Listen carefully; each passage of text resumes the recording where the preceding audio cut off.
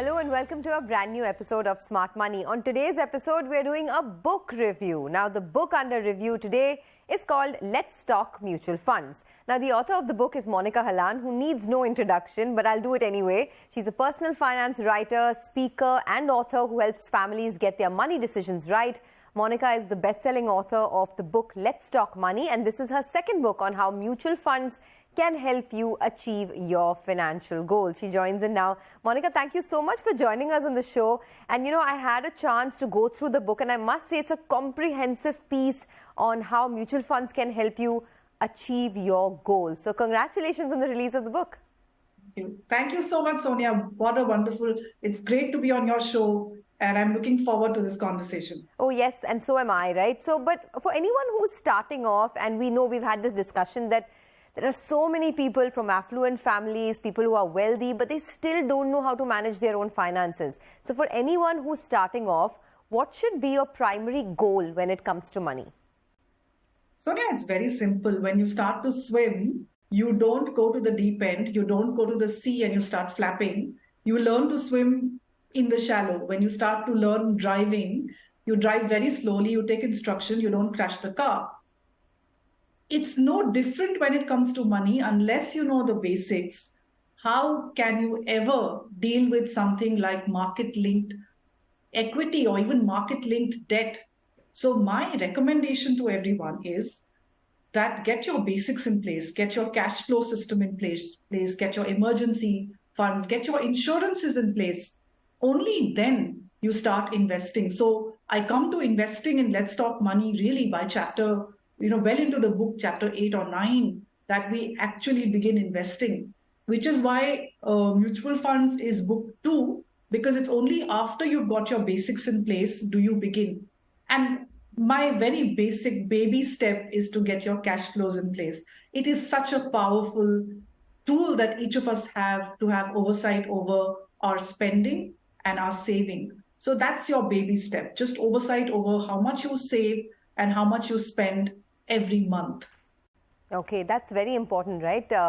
More than the saving culture, I think it's the investment culture that we want to sort of talk about and enlighten people about. So since your book is primarily focused on equity investments, and you've talked about how equity investments are a great tool to build financial wealth over the long term, can you help us understand the different types of equity categories? And I know that there are 11. Of course, when we get into schemes, it's a whole different ball game. There are so many 200, 300 schemes. But just talking about the equity categories for the benefit of our viewers. Sonia, the way that you start thinking about choosing a fund. So like you said, equity has 11, debt has 16 categories, and an average person doesn't need all the categories. So instead of starting with choosing schemes, you first shortlist categories. And of the 11 equity categories, you need at most 3 or 4 of them. The simple ones that you start with, of course, is large cap. Then you give a return kicker with mid and small cap. And then there are blends, like large and mid cap is an interesting category to look at. A lot of the other categories, I would say you wait until you are more proficient in mutual fund investing. And then it's a tactical move whether or not to have a sector fund, whether or not to have a focused fund. A lot of the categories, when you finally see the results over a 10-15 year period, will underperform the basic large and mid cap fund. There are many other categories out there of these 11. At least initially keep it simple. So for an entry-level investor, I always say just start with a basic index fund, either on the Nifty 50 or the Sensex. But that's just to get a flavor of it. And then you start diversifying your portfolio. So keep it simple, keep it to something you can understand, and a very beginner kind of a portfolio after you've tasted this product, mutual funds through index funds, is to have half of your equity portfolio in an index fund, and a quarter in a mid cap, and a quarter in a small cap. The caveat is that this is a long-term portfolio. You are not thinking of less than a 10-year investing horizon at least. These are also forever funds. I call them forever funds. When you spend the time choosing these funds, imagine that they're partnering with you for your entire life. So this opportunistic moving in and out is something you leave it to the fund managers, you leave it to the speculators. You need a steady mutual fund portfolio partner, and that's how you think about your money, Sonia. Absolutely, absolutely. I completely agree with you. And you said 50% of your portfolio should be in a, in a large index fund, and the rest in mid and small cap funds. But that's about passive funds, right? I just want to finish this argument on the different categories. So we did, of course, have that plate on the screen about different categories, whether there are thematic funds, sectoral funds, value funds, contra funds. There's, diversified flexi cap funds as well. For someone who's slightly more aggressive, has age on their side, do you recommend getting into any of these funds, dividend yield funds, for example?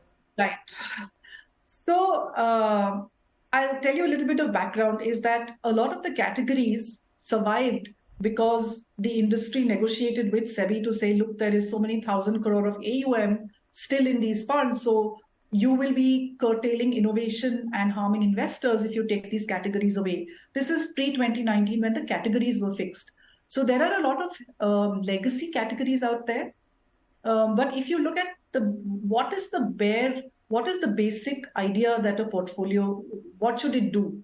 It should give you at least market return, and then it should beat the benchmark. So the mid and the small categories that I mentioned are not passive funds. These are active funds. So I'm saying do a blend.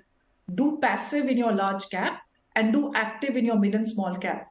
Now you mentioned other categories. So again, thematic and sectoral are for mature mutual fund investors or risk-taking, where you personally have a view on a certain sector. And this becomes a slice of the pie, Sonia. It's never the entire pie. So then you do, 15% in a sector that I think is a sunrise sector in India, or a theme that I think is a sunrise. So 15%, 10%, those are slices of the pie.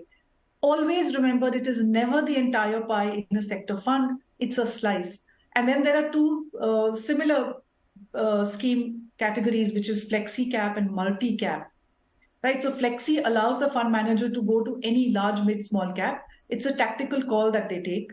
Multi-cap, SEBI enforces mutual funds to put at least 25% in every cap, large, mid, small. So what happens is fund managers have a large cap bias. If you look at the portfolios of flexi cap funds, they are giving you almost large cap returns. Absolutely. Isn't it? It doesn't make sense to duplicate your funds, right? I mean, you'd rather just have it in a large cap fund than in a flexi cap fund. Right. So if you don't want to do this portfolio allocation yourself, so a multi-cap fund which enforces the fund manager to put at least 25% in each of the categories gives you that 50, 25, 25 balance. Because, right, so be sensible about your allocations. Don't get taken in by flavor of the month, flavor of the year.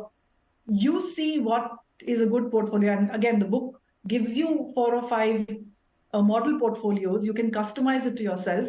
But the idea is that the one weapon in your hand is your asset allocation. Yes. And within equity, it is your allocation between large, small, and mid.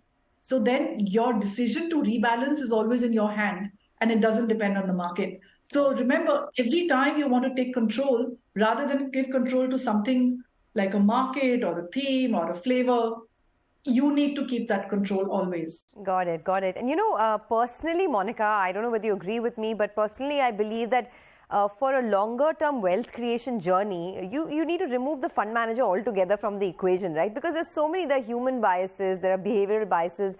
So it's better to just stick to passive funds for someone who's in it for the long haul. So let's talk about that.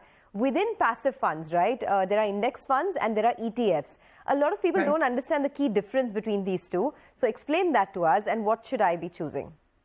Right. So index fund is simply a mutual fund which mimics an index. It could be any index. If you want to learn what indices are, Let's Talk Money has explained it exhaustively. So it's a mutual fund which is mimicking an index. It could be the Nifty, it said 50, it could be the Sensex, it could be any of the hundreds of other indices that exist in the market. Right? So you can have a small cap index, you can have a mid cap index. That's an index mutual fund. An exchange traded fund was a product developed for traders, essentially day traders, who wanted to move in and out of the product. So it is also an index fund, except that it differs in its flavor, so that it's a product which is listed on the stock market, so you can trade through the day. Now, the idea of a mutual fund is it is for a retail investor who are long-term holders of the product. So why would you want a product which is meant for a trader? That's my first problem with it. The second is there are liquidity problems with ETF. An index fund is the mutual fund has to provide, has to buy and redeem, has to sell and redeem an unlimited number of units at all times. So mutual funds can go on creating units, and it has to maintain cash and has to always have money available for redemption. So you can go to the market with a large order and immediately within whatever, 1, 2, 3 days, get your money. An ETF needs to have a counterparty. So there are market makers, but actually try going with a large order with an ETF and you see how difficult it is to sell. Right? That's the other part. Then there are other things like you need a demat account. There are costs associated with it. When I'm saying keep it simple even in terms of managing your portfolio. That liquidity. Remember, it's not just return. Investing is not just about return. It's also about ease of transaction. It's about cost. It's about liquidity. It's about knowing that when you go, there is a party on the other side who will buy whatever you have to sell. Absolutely. For a retail investor, it is so important that this happens. Okay. So I prefer that investors go through the index fund route. The ETFs still have liquidity issues. Got it, got it. I agree with you completely. I mean, index funds are far simpler, lesser costs, and you get good sleep at night, right? I mean, why do you want to bother doing all that hassle when there's somebody else to do it for you? Just benchmark the index and follow the India growth story. Okay, Monika, I know you have another point to make, but I'm going to take a quick commercial break. Don't go anywhere. We'll be back with our guest talking about her latest book, Let's Talk Mutual Funds, in just a bit.